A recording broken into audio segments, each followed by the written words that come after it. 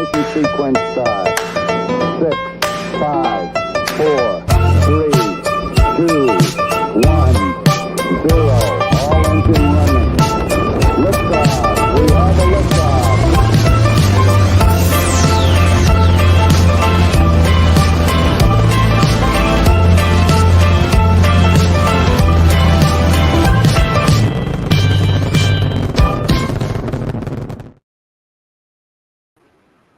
Hello, everybody.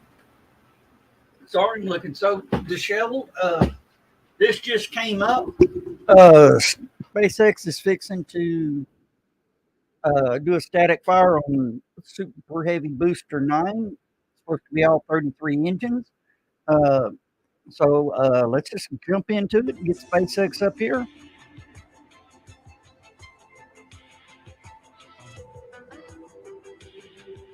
All right, and I got to make sure this is the right one. Yes, it is the right one.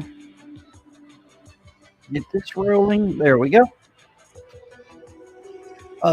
Just sort of caught me off guard that this was happening. SpaceX just announced a few minutes ago. Good afternoon from Starbase, Texas. I'm SpaceX's Dan Hewitt, and that All right, there let's is let them do it. 33 Raptor engines on the aft of the bottom end of Super Heavy Booster number 9 on the launch mount here at Starbase, getting ready, counting down for a static fire today.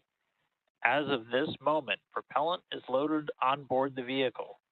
An hour ago, as you can see, we only look about half of the vehicle fully frosty. As for a static fire, we do just about a full load of the liquid oxygen and only a partial load of the fuel, that liquid methane on board. That's all we need for a static fire test.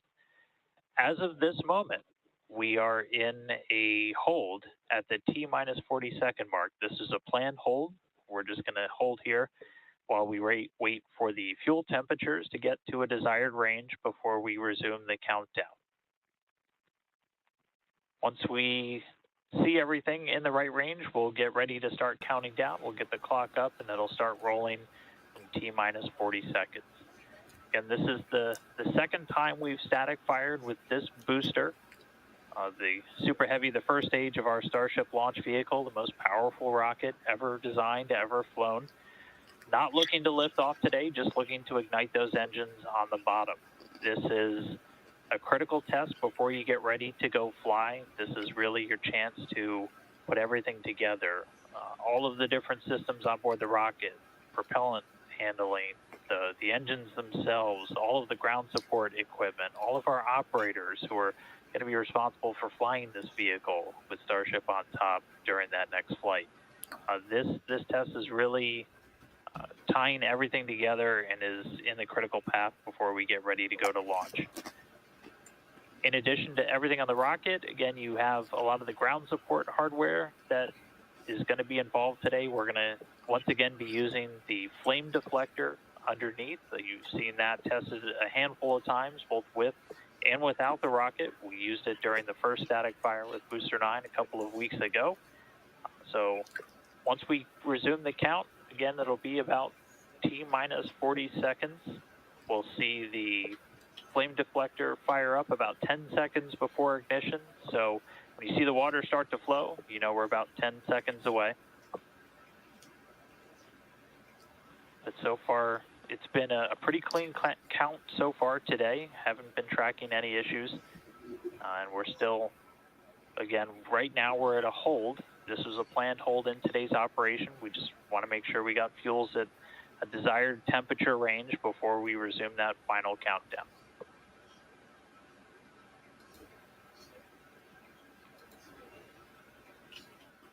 And so with static fire, we're looking to do what's called a flight-like startup. So this is us putting the hardware in essentially a flight-like environment, as close to what it's going to see on an actual launch day. And this really gives you an opportunity to see how all the hardware behaves when it's all interacting together.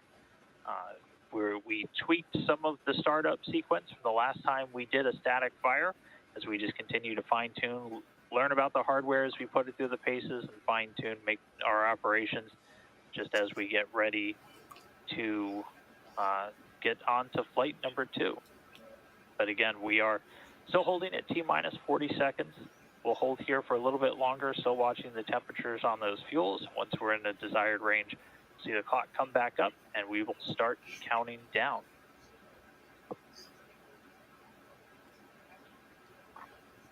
And again, you're going to see a lot of the different systems that will be there on flight day really working together. So we've got, obviously, everything on board the booster. As I said, we're not looking to lift off when we do a static fire. You only throttle those engines up to about 50% of their thrust. It is kind of cool to note, though, that even at just 50% power, a Super Heavy has more thrust than a Falcon Heavy at full power. So Super Heavy packs a pretty big punch when it's at full thrust, and we'll see it there once we actually get to a launch day. But you only ramp up to about 50% of the total thrust on those engines.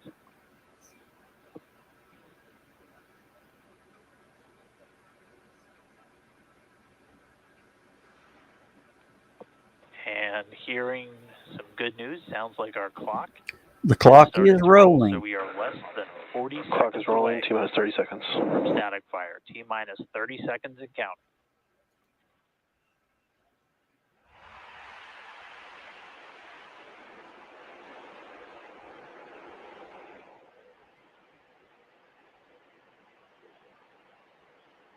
All right, T-minus 10 seconds.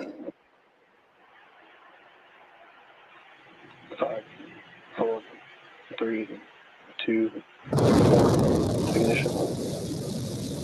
+1, 2. Full duration. Full duration. Yes. Now let's see what's left down there. All right, full duration. They will tell us how many engines. And booster 9 static fire complete. Rattled the walls here over at Starbase, but we did hear the call out of full duration. At this point, the teams can start going through the data, look at how many engines fired, how all the tanks behaved, everything. But great to see Booster 9 lighting up down here in South Texas once again. We did hear that call out from the flight director for today's operation that we hit a full duration. We were targeting about a 6-second firing of those engines. But Booster 9 static fire number 2 complete.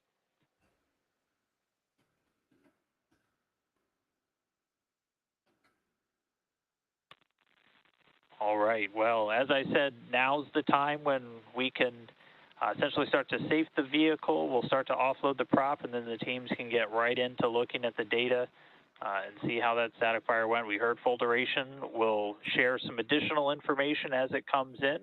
I know everybody is excited to hear how many engines lit. We'll get that data and share that a little bit later. But everything went off today. With that, we're going to go ahead and wrap up. Thanks for tuning in for some more development testing here with Starship. Definitely a reminder that a lot of space operations still coming this weekend. We're getting ready to launch Crew 7 to the International Space Station. That coming in the early hours Eastern Time tomorrow. And we'll have a Starlink launch, assuming that gets off the pad, a Starlink launch later on Saturday night. So be sure to stay tuned in to us on social, on the web for progress updates with everything down here at Starbase and Starship as we continue the march on to flight number 2. So thanks for tuning in real quick this afternoon. I'm SpaceX's Dan Hewitt, and we'll see you next time at the Gateway to Mars. So long. All right, they wrapped it up. Full duration static fire. We will, as soon as I hear any information about what, I'm trying to say, how many engines fired, how many engines shut down, whatever, we'll be posting that up. But with that, we're going to wrap this one up. Say thank you and good night. Well, wait a minute. I don't have a Falcon. I do not have a Starship close. Oh, well, we'll just close out with this one.